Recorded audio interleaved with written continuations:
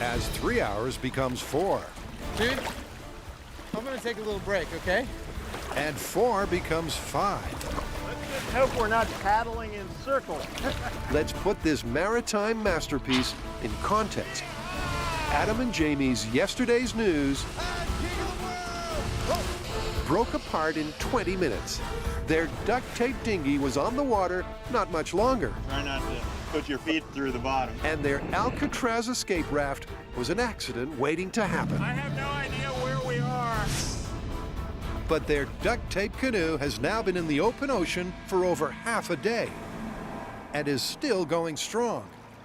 You know, dude, this boat, strongest case yet. The duct tape is a frickin' miracle material. Yeah, there's no underestimating the power of duct tape. With neither a leak nor a tear, you might say it's been plain sailing. And what's more, Dude, land! I see it. at last, after close to 7 hours at sea, land looms large on the horizon.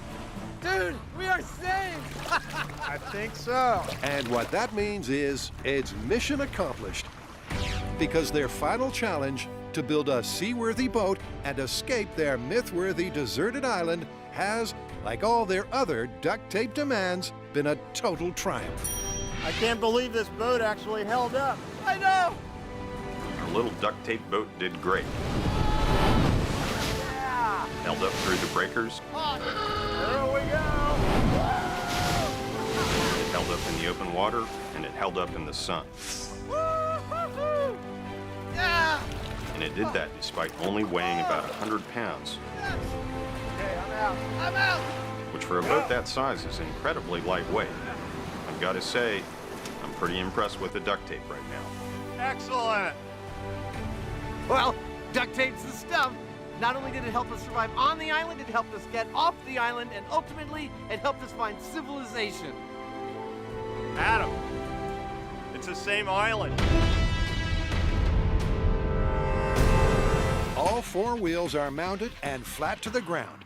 But will they even turn, let alone get up to a speed that could be smooth? Personally, I don't think we're gonna get a smooth ride out of these square wheels. But more than that, with all of them flat, I seriously imagine that the first quarter turn, the first time the truck boonk and lands on that second part of the square, the truck may look at that as an accident and just shut down. We might not even get more than 1/4 turn on this test.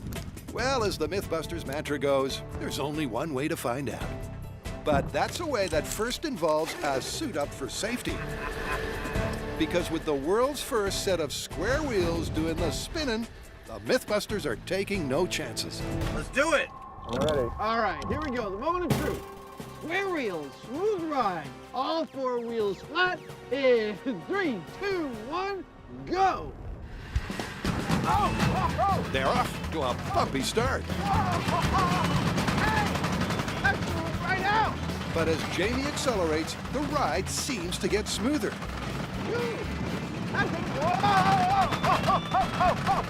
At least until it suddenly stops altogether. Something's dreadfully wrong. Yeah, we're sitting sideways. We're sitting sideways and we're not level. I know. Whoa! Oh, crap, Jamie. It's bad. Well, there's your problem. What happened? We sheared everything out of that wheel hub. All the bolts. All of them. Well, at least it didn't ruin the wheels. Yeah, exactly. The term of art for that is one hell of a ride. Go! The methodology was to start out with just one hop, just get over 1/4 turn and see how it felt, make sure the airbags don't go up. So Jamie did that, and then the moment that seemed okay, he floored it. Whoa! Hey! That's moving right out! And for about 5 seconds there, it felt like we were actually getting something approaching a smooth ride. And then everything fell apart. The fact is, this is one of the most powerful trucks we could get our hands on, and driving with all 4 wheels flat, just too much for it. But even in that 15-second window, the wheels did get up enough speed to spin corner to corner. However, do the sensors confirm that it was smooth? All right, Scott, what do you got for us? Well, you can definitely see some trends here. As the speed goes up, the vertical acceleration in the suspension is definitely going down. If I go to the steering column, you see the same trend. As the speed goes up, vibrational energy definitely goes down. Carrie gets into the dog-proof safety suit and then gives it a test run.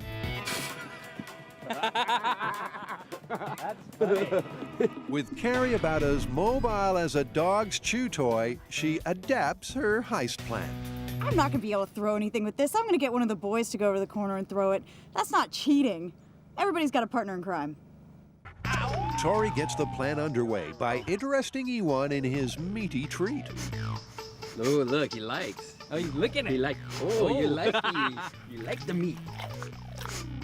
I think you guys should probably go for it now, no? Tori's tasty T-bone taunting has bought Carrie enough time to get to the safe.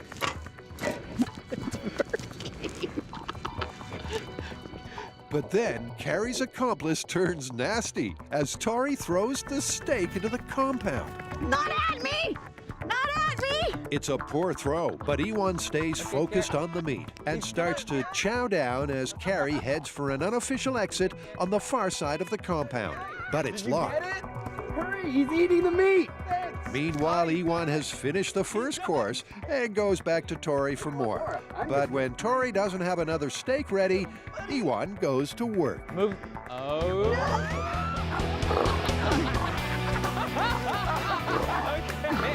Okay. Get him. Oh, that was great. It totally worked. Well, kinda. The delicious diversion did distract Ewan long enough to get to the safe and secure the loot. But poor planning meant that Carrie ended up as the main course. But the necklace is somewhere inside the suit. I swear it's in here. I grabbed it. So it's plausible to distract a guard dog with tasty treats. But without that suit, Carrie would have been breakfast. Well done. Next up, Grant and Tori are tackling two myths which an animal behaviorist and fan of the show suggested. And they're both based on the concept that by using body language, you can persuade the dog to leave you alone. First into the ring is Grant, and the theory is Ewan will take Grant's submissive posture as proof he's not a threat. Oh my God, this is not working. This is not working. This is not working. I don't think it's working. But it doesn't work. This is where the rubber meets the road, people. If this hydrogen Hindenburg burns faster than the first blimp, the paint theory enthusiasts will be deflated. It is make or break for this myth on this test. Let's go. Jamie sets fire to the blimp. Call it. You're lit. As the flames take hold, Jess starts feeding hydrogen into the Hindenburg. The gas ignites. Whoa! More hydrogen. More. And the blimp is instantly filled with flame.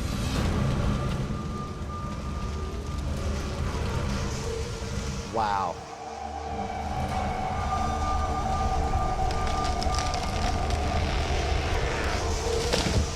Look at that. What's our time? Boom. Wow. 59 seconds flat. That just feels exactly like what we see in the newsreel. God, it's great. Compare Adam and Jamie's result with the newsreel footage. They're remarkably similar. This is my favorite scale experiment we've ever done. Full stop. The burn times tell the story. The period skin plus the hydrogen burned twice as fast as the period skin without the hydrogen. It doesn't get much more definitive than that kind of result. The metal compounds on the skin undoubtedly played a role in the Hindenburg tragedy. But to say the hydrogen had no effect, well, that's a lot of hot air. If I was the narrator of a different kind of show rather than the host of this one, I might say something like this.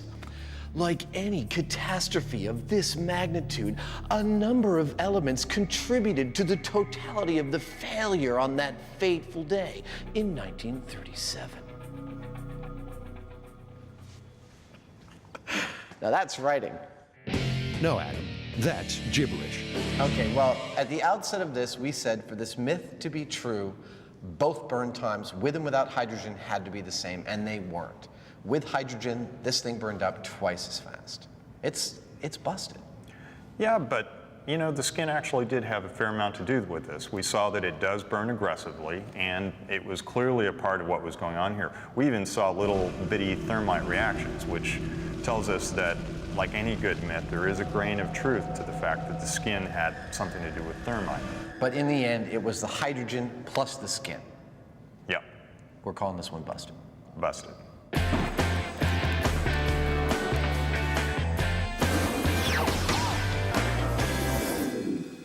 So far, they've testified that full-fat milk beats tap water. They're waiting a full day between each test, so their mouths get a chance to recover. Now, for two cures we all so desperately want to work: beer and spirits. The idea here is that the alcohol in the beer will dissolve the capsaicin better than just plain water. There's not a whole lot of science to support that.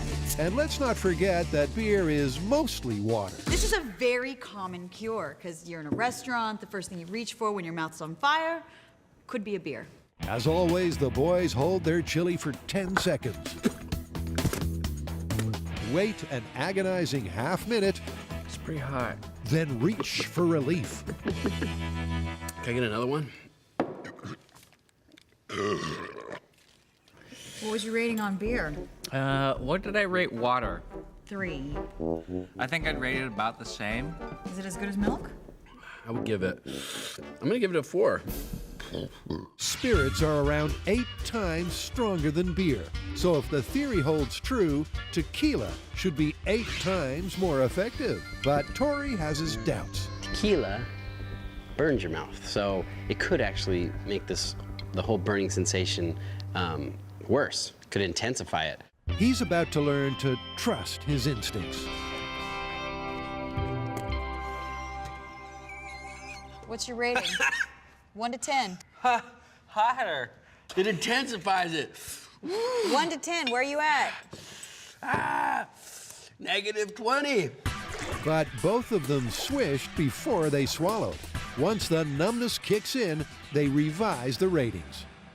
Tori gives tequila a 4 and Grant a 3. I think tequila is a cure for hot, spicy mouth, the way it's a cure for ugly. It just numbs it a little bit. Look at them. They look like they're all right. And that's the last of what we like to call the conventional cures. One recovery day later, and Carrie has the first questionable cure. Well, the idea is that the gel toothpaste has a higher sugar content. You put it at the apex of your tongue, and it should cool your whole mouth. Tori and Grant pray that toothpaste won't be torture. But it's not looking likely. My mouth's on fire! That's like when you have a cut and you pour Tabasco sauce on it. You do that? No, I'm just saying, like, have you ever done that? No? No. Okay, maybe it's just me. Yeah, that did the exact opposite of relieving the pain. This did not work at all. Toothpaste? Toothpaste stays in the bathroom, not on the dinner table.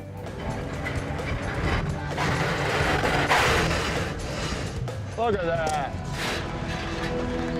Well done. Well done. The high-speed camera captures the crucial moment. As the wheels hit the ramp, they slow down significantly, which is where the clever science bit comes in.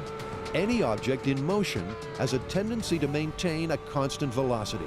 This law of inertia acts against the acceleration of the car as it hits the stationary ramp, slowing the car to a crawl and giving Adam plenty of time to stop. That worked beautifully! That was a cinch! That was so easy! Which means there's only one thing for it. They're going the whole hog. I feel like I'm ready to go to 60. Let's make it 55. That's the legal speed limit, I think, on these things. Perfect. Let's do it. All right. Making it safely up that 6-foot gap at 55 miles per hour is a tougher proposition than 35. And the rain is coming down harder. Let's do it. Adam guns the engine and hits the speed ceiling quickly. We're at 55 right now. Holding steady at 55. Jamie and Mike are once again in support, unless he crashes. Then he's on his own. Adam, bring it on. Be careful, brother. It's like... Look at that! Good job! Once again, Adam made it look easy. The increased velocity didn't change a thing. The wheels hit the ramp, the car's inertia prevents any crazy acceleration, and Adam parks it. Nice, man. Great job. Great. Awesome. Dude, that was scary. Yeah, that was pretty, I was a little nervous there watching you do that. With the myth confirmed, there's only one thing left to do. It's Jamie's turn. This is Jamie. I'm good to go. Over. And he's going to prove that whatever Adam can do, Holding. he can do backwards. Nice work, Heinemann. Move over the Hoff. The Heinemann is here. So the truck ramp Knight Rider sequence all worked like a charm. I mean, we were able to do everything we tried to do. Absolutely. You know, one of the things I love most about doing this show is the weird skills we get to learn, like stunt driving. I don't know when I'm going to have a chance to use it next, but it's nice to know how to do. Exactly. And the Knight Rider ramp drive up, totally confirmed. It worked, confirmed. Okay, Pork Loinio, you asked for it. Prepare to feel the sting of the ring. First, at Tori's Force. 3, 2, 1. Nice punch! He clobbered him! Oh, good hit! It's definitely a good punch to the head, and it would hurt a lot, but I don't see a scar in the shape of a skull, just a mild contusion. Tori failed to land the knockout blow to confirm this superhero classic. How about a heavyweight? Here we go. This is heavyweight fighter strength in 3, 2, 1.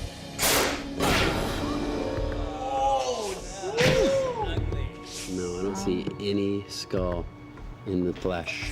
It sure was ugly, but 4,000 newtons wasn't enough to put the sign of the skull on old Pork Loinio. Even in this best-case taut skin scenario. Superhero strength? Yeah. Okay, the gloves are off. The fist flashes at 120 psi. 3, 2, 1.